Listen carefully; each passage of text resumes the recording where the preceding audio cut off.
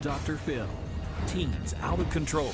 They called the cops on their son 9 times. You say he pushed you down the stairs? Not intentionally. I just want to live by, no rules. And you met Little Miss Attitude. Yes, I do steal from my mother. Well, she's back. I need your help. I gave you my help, and you pulled the plug. And Mom says she's worse than before.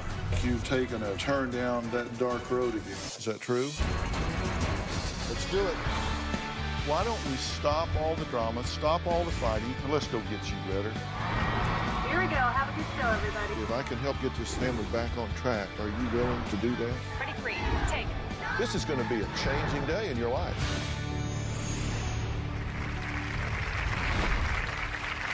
Earlier this season, I had a disrespectful, defiant, bratty 16-year-old tell me between eye rolls and shoulder shrugs that she wasn't paying attention to me. Her name was Sabby, or Little Miss Attitude. You'll definitely remember her. Take a look. Sabby. My name is Courtney. Sab. The trouble with Sabby began back when she was 13. No, why? I don't feel good. Can you say your name for me? No. You can't say that for me? No, because that's weird. You meet somebody, what do you say? They already know my name when I meet them. You're not going to answer any of my questions, are you? I don't know.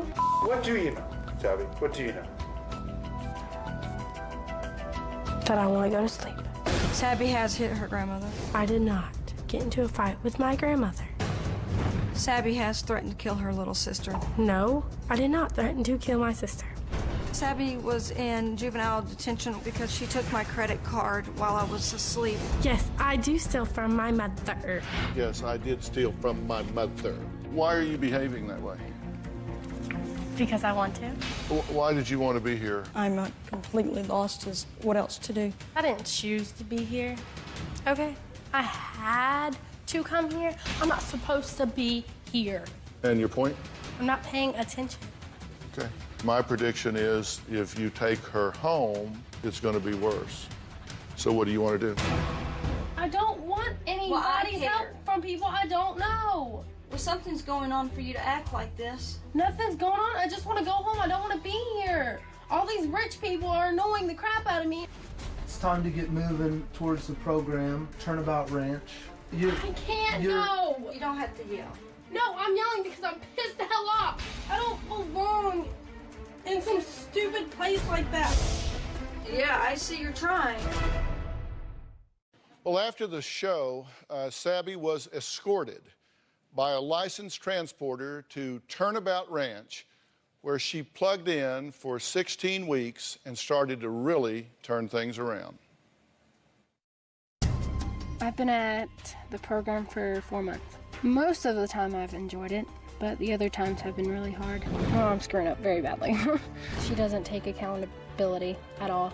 My mom still lets my sister do whatever she wants. She smokes cigarettes and she's drinking and she's being really disrespectful. She could be doing so much better with her life instead of ruining it like I did. I don't think my mom is stable enough for me to come home. If I go home now, I'm just gonna relapse into that old behavior. I don't think my mom will ever be ready to have a stable environment. It's not just because home isn't ready. She needs to go on to another program or needs further treatment. I wrote Dr. Phil a letter. Dear Dr. Phil, I'd like to apologize for the way I acted on the show. And also I would like to thank you for sending me to Turnabout. But one part of me wants to go home, but I'm afraid of relapsing. Graduating from Turnabout would be a great accomplishment for me. My hope is to go back on the show and show them the progress that I've made. Well, those hopes have sadly been dashed because despite Sabby wanting to continue working on herself, her mother decided, nah, she didn't need another treatment program, and she just pulled her out and took her home. Now, Courtney says she made a huge mistake because Sabby's behavior is worse than ever. Hey, Dr. Phil, I was using my mother's intuition and went against the judgment of the clinical director and brought her home with me. And boy, did I make a very big mistake. By that first Friday that she was home, she was being unruly, disrespectful, defiant, cussing, hollering, screaming, still calling me a bitch, still stealing money from me. She's the exorcist. I don't know what to do. I feel helpless. She's smoking weed and doing drugs, having sex in my house. Sabby is known as a whore. She's quit school since she's got home. These things are rubbing off on my 14-year-old daughter. Now they're both out of control. I am reaching out again. I'm willing to do whatever I need to make it right. Please, please, please help me. I need your help again. Courtney, what's going on? It's the question of what isn't going on. I was thinking I did the right thing by not letting her stay at the Copper Canyon, and something wasn't feeling right. I got there, and I felt that Sabby would be bullied. My mother's intuition, I didn't feel good about leaving her. So what do you want from me? I need your help. I gave you my help. Yeah, I understand that. So why are you here now? What do you want from me now? With all due respect, and when she went to Turnabout Ranch, it helped, and I agreed on the Copper Canyon. I felt it was the right thing to do, and we went shopping. I got her necessities for Copper Canyon, and I was fine about bringing her there. And when we pulled up, I got out and I had a tour of the place, and just something did not feel right at all. So I brought her home, and the first 4 or 5 days she was home, it was okay. But after about a week, it went to hell. Sabby reverted back to calling me a bitch, saying I'm trying to set rules, that she's going to be living in a prison. I don't want to tell you to ignore your mother's intuition, but on the other hand, that's not my intuition. I saw this as we sent her to Turnabout Ranch, which for everybody at home, this is a working ranch. It's a therapeutic ranch, and there's so much that goes on in these kids learning respect and taking responsibility and working with animals and seeing their ability to master their environment and see themselves accomplish things. She responded to that in such a terrific way. The clinical director there and everybody involved felt that she had made progress and was ready to go to the next level, to go to a different environment where she had different levels of interaction and different responsibilities and had to interact more and become socially responsible and fit in and negotiate her place within a sociogram in a different way. And that's why she didn't start there. She started here and then got herself ready to do that, and you pulled the plug. I made a huge mistake, because now I'm paying the consequences. Sabby is here today and says she wants to talk to me. We'll find out why she chose to go down that same dark path once again, next. Turnabout Ranch, I learned that you have to treat people the way you want to be treated. I don't treat my mom like I want her to treat me because she's a bitch. If I had a chance to talk to Dr. Phil, I would tell him that my mom kind of needs more help than I do.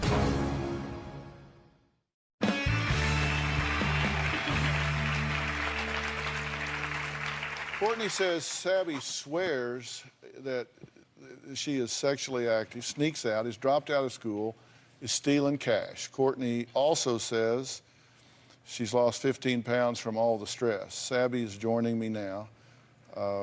Let's take a look. Turnabout Ranch, I learned that you have to treat people the way you want to be treated. I don't treat my mom like I want her to treat me because she's a bitch. And she bitches constantly about everything and tries to play head games. My mom and I's relationship is not good at all. And she doesn't take accountability for everything she's done to me and my sister and everyone else. If I had a chance to talk to Dr. Phil, I would tell him that my mom kind of needs more help than I do.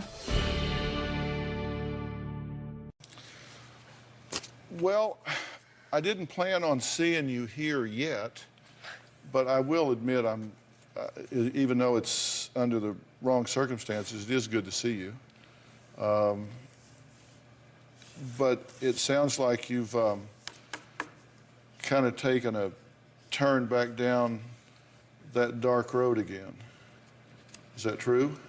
I mean, I'm not going to say that I haven't. I take accountability that I have. Yeah. Why? I guess kind of like I still have some of that pain and that hurt that I did still before. And I mean, I let some of it go, but I didn't let all of it. And I kind of let that overcome what I worked on.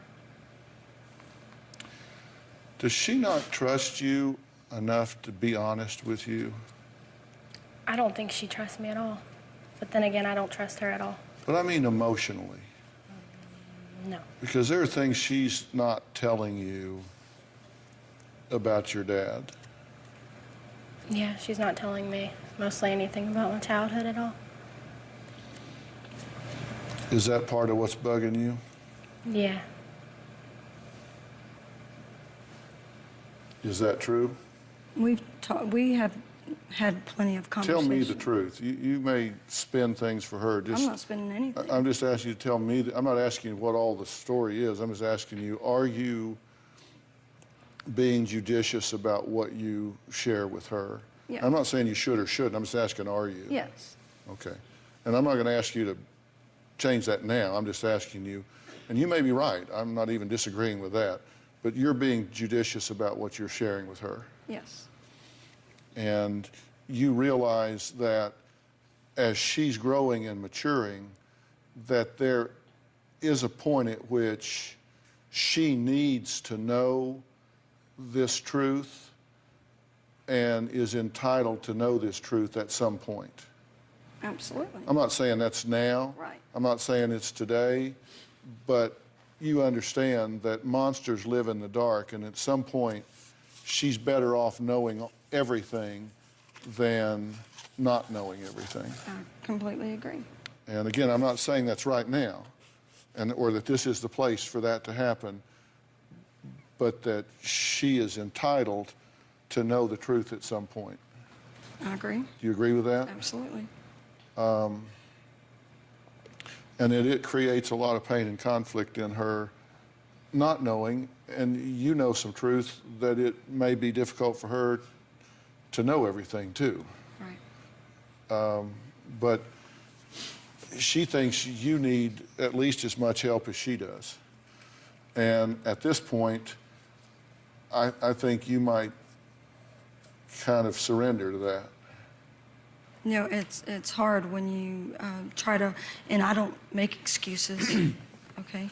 I try to be very honest and truthful with my daughter. We both have our issues, and we both have been through a lot. There's nothing else I could talk to Sabby about as far as her dad. She knows everything with her dad, and this just recently came out since she was at Turnabout Ranch. Mm-hmm. And I've worked on my own self while she was gone for 4.5 months. It's not a matter of sitting down and chatting, because it's not a chatting conversation with us. It's a yelling, walk away, slam the door, get out of my face, you're nothing but a bitch.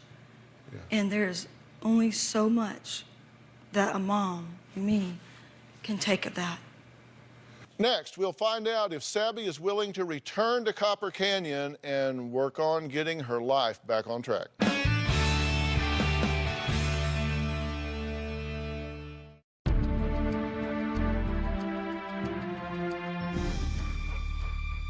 Sabby was, by far, one of the worst eye-rolling, sass-talking, obstinate teens we have had on the show this season. But she started to turn her life around until her mother derailed the program we set up for her. Sabby, you have demonstrated one thing to me that I knew from the beginning, and that is that you have the drive and the ability to become the young woman that I know that you can become, that you can claim a life in this world where you walk with dignity and self-respect. I know that. And you're not living that way right now because, I mean, this world has conspired to throw a lot of things at you that are unfair. And I'm not trying to excuse all of your bad choices because you've got to own some of those, but we've sure put a lot of speed bumps in your way. And I'm one of those guys that, like a dog with a bone, I don't give up easy, and I don't give up on you. And you worked really hard, and Kristen is here. Was she a rock star at Turnabout or what? Yes, definitely. The Turnabout Ranch, she really excelled and was really reaching just great milestones. And it was a stepping stone to that next level of care, and which unfortunately didn't happen.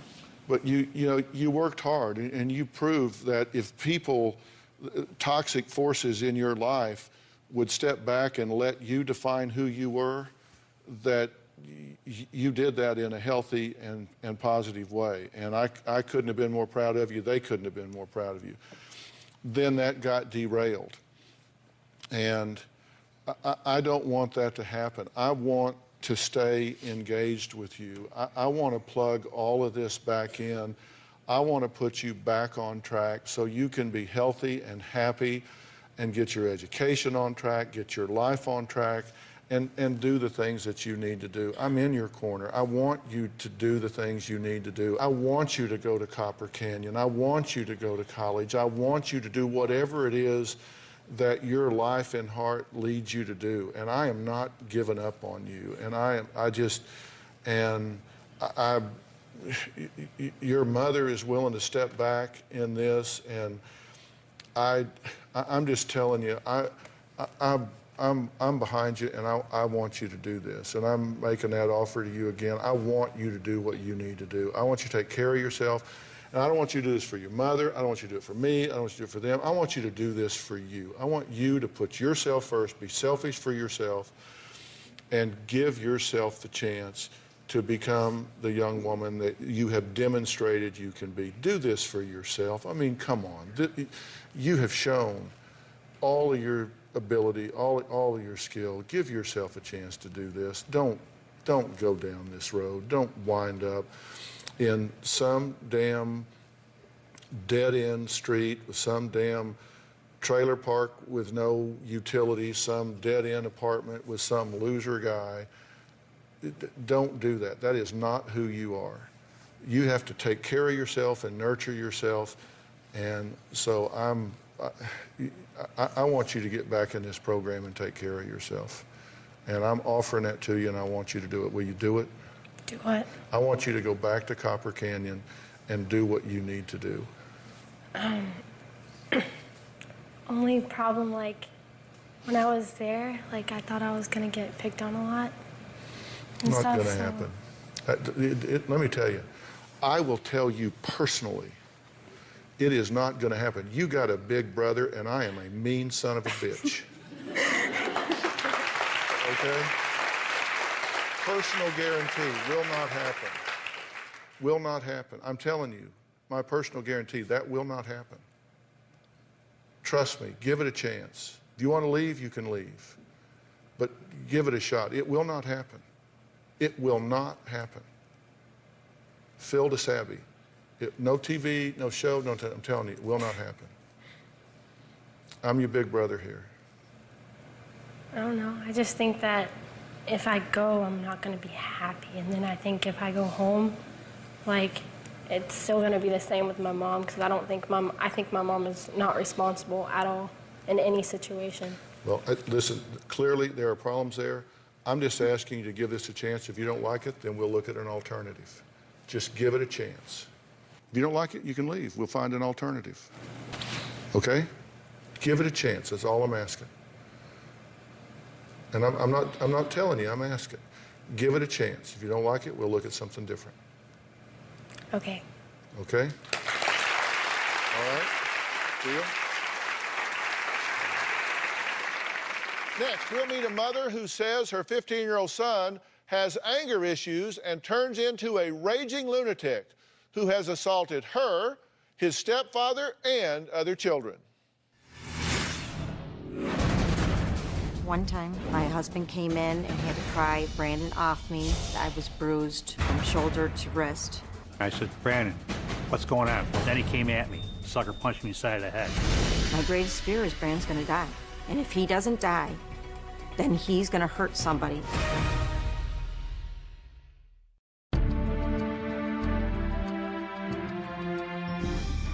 Our next guest, Lisa, says her 15-year-old son, Brandon, is a rageaholic who is wreaking havoc in their home. She claims he pushed her down the stairs, assaulted his stepfather, and even smashed all the windows in their house. My son's name is Brandon, and he's 15 years old. Brandon, growing up, was the perfect child. He was so happy. Now, Brandon has major, major anger issues. Brandon started to change during 6th grade. He started harassing and bullying other children. In 8th grade, Brandon had told us that he had been selling drugs and stealing money. Brandon started smoking marijuana around the age of 13 or 14. When Brandon uses pot, he turned into a raging lunatic. He goes ballistic. He had a confrontation with Lisa. I said, Brandon, what's going on? What's wrong? You want to fight me? Then he came at me. Sucker punched me side of the head. One time, my husband came in and had to pry Brandon off me, and at that point, he looked at my arms and realized that I was bruised from shoulder to wrist. Another time, I was driving in the truck. He became very violent, punching things. I asked him to get out. He took his lacrosse stick and proceeded to hit the truck. Brandon's relationship with his girlfriend, I feel, is a very unhealthy one. He's very obsessive, very controlling. He obsesses over his girlfriend like he does marijuana. Brandon's attitude right now is when he's 16 years old, he's going to quit school. He's going to live on the streets. I feel like a failure. I don't know what I did that was wrong. But as a parent, when you see your child struggling this much, you have to say, there must be something that I did. My greatest fear is Brandon's gonna die. And if he doesn't die, then he's gonna hurt somebody, and there will be no turning back. What do you think's going on with this young man? I think he's severely depressed. Right? Why? Well, back 3 years ago, it started with my husband had a heart attack. Within only a few months after that, he had lost his great-grandmother. Within 2 months after that, his girlfriend's father died suddenly. And at that point, Brendan basically had a breakdown. You say that things have escalated to the point that you've had to restrain him, or at least attempt to. Attempt to. Right? But of course, if he's in a fit of rage, he's like trying to grab a spider monkey, right? Well, he's a strong kid. Yeah. And you say he pushed you down the stairs? Mm-hmm. I was by the stairs, and he was just trying to get away, so he just knocked me. You know, not necessarily that he intentionally meant to hurt me, but he knocked me, and I just rolled. I just went completely like you see in the movies. Yeah. And so you rolled down the stairs? Correct. And then you hit the landing and hit your head on the tile? Correct. Were you pretty addled? Yeah. At that point? And then he just blows by. He just blew by, never even stopped to see if I was okay. I see that you've called the police on him 1, 2, 3, 4, 5, 6, 7, 8, 9, 10, 7, 8, 9 different occasions. Correct. I believe you've called the police on him, and or they've brought him home. Correct. Whatever, because he gets out of control. Correct. Okay? He has knocked holes in the wall. He just becomes violent against anything or anybody, right? Yes. And you say he had a nervous breakdown? To me, that's what it appeared to be after Matt died.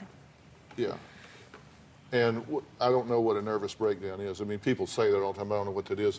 In this case, what did you see? Did he just cry uncontrollably, couldn't talk? He kept crying. His grades started going down.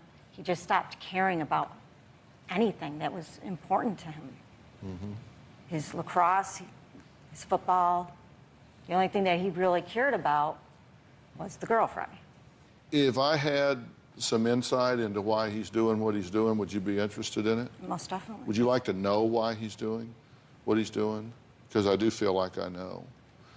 I feel like I know exactly why he's doing what he's doing. Okay. And as I've said before, 50% of the solution lies in defining the problem. If you can define the problem, you're halfway home. And I do think I get what's going on. Now, we've got to take a break, so I'm going to tell you that in a minute. But up next, how can a 15-year-old boy think it's all right to physically assault his own mother? Well, I'm going to ask him that because he's going to join us right after the break.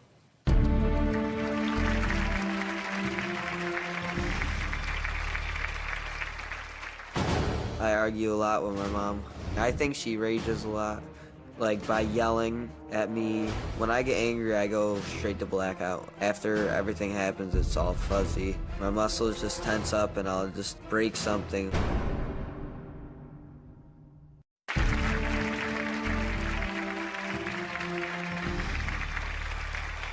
Well, Lisa and Tom are here today seeking help for Lisa's out-of-control and violent 15-year-old son. Now, take a look at what Brandon has to say about it all.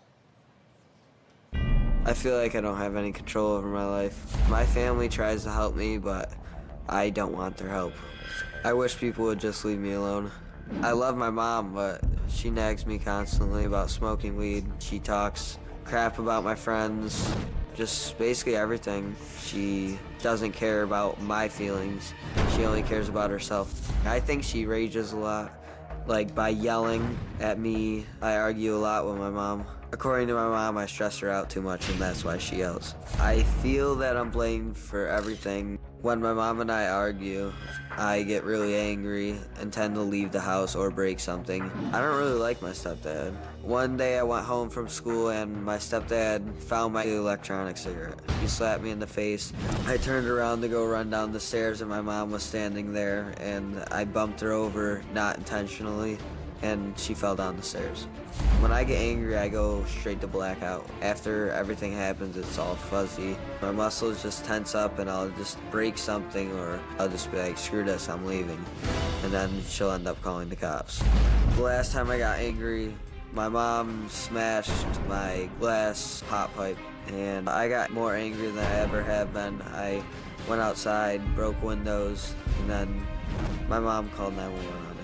I was charged with a felony that night, and that is still pending. I think I'll be able to control my anger better without my mom and stepdad in my life. I don't want to live by anybody's rules. I just want to live lawlessly. Do you yell and scream at him? Yes, I do. It doesn't help if you're yelling at him and his perception is that everything he does is wrong. You get there are some things you do that you need to not do, right? Yeah. I mean, nobody has the right to put their hands on another person in anger. Nobody has the right to intimidate and yell and scream and attack. That you don't have the right to do that any more than they have the right to do that to you. You say when this happens that you actually black out. The next day, it'll like just be fuzzy, like not sort of like remember, like I don't really remember it all. You say you want to just live lawlessly? What does that mean? Just like, I just want to live by like, without my parents' rules. So I'm just like, rather live by like, no rules. Like, not having to be told what to do. What you're saying is, you feel really crowded sometimes. Yeah, like, basically. Give me a little space here. Because if they would just leave you alone, let you sit on the couch, play your video games, smoke your dope, go hang with your friends and your girlfriend, you'd be easier to get along with. Yeah. I don't see the problem. But the problem with that is that, A, it's illegal. You're already being lawless because that's illegal in your state and it's illegal at your age. And if he and she were to condone that, then they would be guilty of contributing to the delinquency of a minor, and they could be held accountable for your malfeasance, your bad deeds. I think everything is a negotiation. Seriously, I've got 2 boys, and I've negotiated with them my entire life, as recently as before I walked over here to do the show, on something. And that's okay. Life's a negotiation. You'll find when you get a job or when you're with your girlfriend, you negotiate with her. Right? Yeah. You negotiate with teachers. You're always saying, well, you know, it's a little give and take, a little give and take. And you need to be willing to negotiate with your parents. Negotiate, because I think one of the things that always worked well for me with my boys, they said, you know, we want to have sleepovers, we want to go do this, we want to go do that. And, you know, Robin was always really good about this.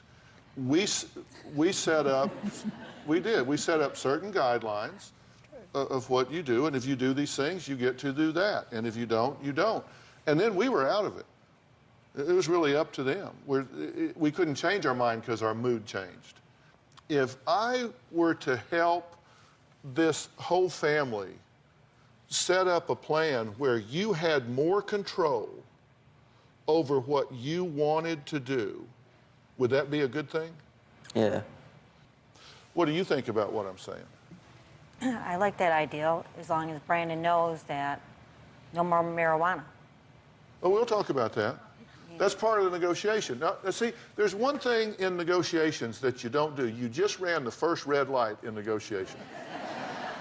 You don't deal with ultimatums in negotiation. You just don't. I mean, it's just like, here's my last price, take it or leave it. Well, that's a short conversation, right? You got to be willing to discuss things. And you may know in your mind and heart what your boundaries are, but you find ways to get there. You find ways to work on that. And you want to negotiate because you're 15, they can go nuclear.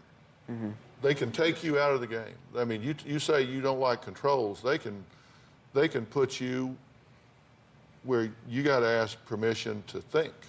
One of the best rules in dealing with a teenager is to appeal to their greed. Okay? Seriously, because let me tell you, at a teenage level, teenagers want what they want when they want it, and they want it right now. That describes you, right? You're saying, I want what I want, and I want it when I want it, and I want it now. That's kind of how you look at things. True? Sorta. Sorta, yeah, sorta. So you have to understand who you're dealing with. And if I arrange for you to really learn how to be a good negotiator instead of a rager, that would serve you a lot better, because you can't rage at work, but you can negotiate. You can't rage with a girlfriend because they'll leave you, but you can negotiate. You can't rage when you go out socially with friends because they'll not want to be around you. But if you learn to negotiate, you can make a huge difference in how much of what you want you actually get. Will you work with us on this? Yeah. That's all there is. That's all there is to it. Fair enough? It's fair. Coming up, the good news is she was elected to homecoming court. The bad news is it was all a cruel joke. A bullying case that made headlines when we come back. What started out as a cruel joke led to a case of internet bullying. Tanya and Ricky Tanner say their mentally challenged daughter was elected in a landslide to the homecoming court. The threats, they say, then came about students plotting to egg the float and humiliate their daughter. There needs to be a message sent to the kids, and they need to learn a lesson out of this.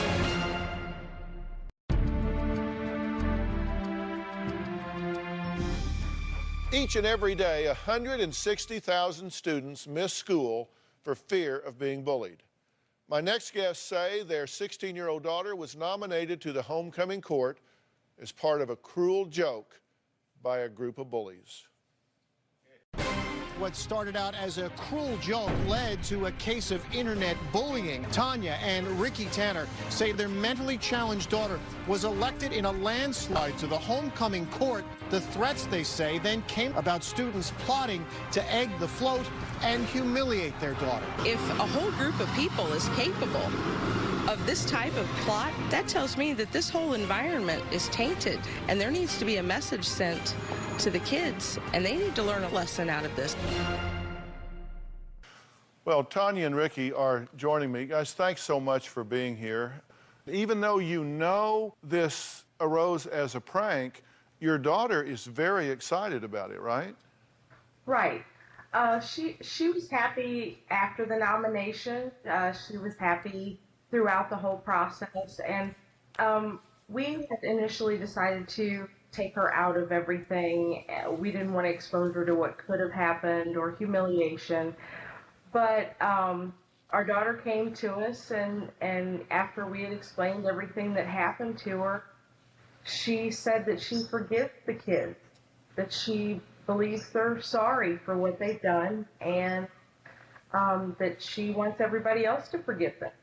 Mm-hmm. So at that point, you know, we decided to put it in her hands. Maybe she was more mature than everybody else involved. And we let her participate in homecoming, and we let her ride in the parade, and she went to the football game, and she went to the dance, and she had a wonderful time. Our problem now is with the disciplining of children that were involved in the original plot to nominate her. We think that it's a bigger issue than just punishing those kids. We weren't looking for a suspension in all this. In fact, I had suggested, you know, as my daughter is a special needs child, that perhaps they work, you know, as a teacher's aide in a special education classroom, and that way maybe they could learn a little empathy, and they could learn that, you know, just because a child is a little bit different, they're no less, they're just different. Yeah, but you know, it's just it's so impressive to me that the two of you have navigated this thing so well so far. I mean, in finding out what was going on, having a candid and age-appropriate conversation with your daughter, letting her have some ownership in the decision, and then seeking to come up with some plan for the school so this doesn't help somebody else. I mean, that's the kind of leadership we need from parents in bullying situations. So first off, God bless you for doing the right thing in that regard. It hasn't always felt like it was the right decision. We've questioned ourselves every step of the... And you know, and I'm not sure there is a right decision that you can generalize to everyone. I think what you have to do is customize it to the child's understanding and resiliency. But I think you're headed in the right direction. You use the word mentoring these bullies, and I've talked about it in another story in saying we don't just want to punish these bullies, which just teaches them more anger, more hostility, more bitterness, but instead mentor them and put them in situations, Ricky, like you're talking about, maybe working as a teacher's aide or having workshops where they have to role play and do role reversals. There are all kinds of protocols to really help kids grow their empathy and grow their sensitivity. And I think this is a great catalyst for that kind of change. All right, next, I'll tell you what to do if your child is being bullied. If your child is a victim of bullying, there are some things that you as a parent can do to help. First off, you really need to empower your children. Talk to them about who they are as a person. Talk to them about their worth, their skills, their abilities, the things that make them uniquely special. Talk to them about being assertive. Let them know that they have the right to stand up for themselves and to stand in their own power. Call the bully's parents. Be sure that they know what's happening. Don't feel that you're just going to make the situation worse. Don't call them with your hair on fire, making accusations. Partner with them so the two of you as parents can resolve the situation. Be involved. This is not a time to say, hey, children will be children. Partner with your child, again, calmly and working through your child, but don't let them feel lonely at this time in their life. Speak with your child's teachers to make sure there's an attitude that bullying will not be tolerated. And remember, they don't always know what's going on. These are dedicated professionals. Look, they're not doing this for the money. They're doing it because they care. They're there to help your children. Partner with them, co-opt them as someone that can really help you. They care about your children or they wouldn't be there. Don't make accusations, make friends. Look, I want to thank all of my guests today. I want to give a special thanks to Kristen Hayes and the Aspen Educational Group for providing the Copper Canyon Academy. Now, Copper Canyon is an all-girls licensed residential treatment center, and it's located in Rimrock, Arizona. The program's mission is to provide an experience that really redirects and enhances the emotional, physical, mental, and social skills of young women by helping them really rebuild self-confidence and self-reliance. And I think, personally, that they do a really good job. So, Kristen, thank you, and thanks to all the good work that you do at Copper Canyon. See you next time. So long.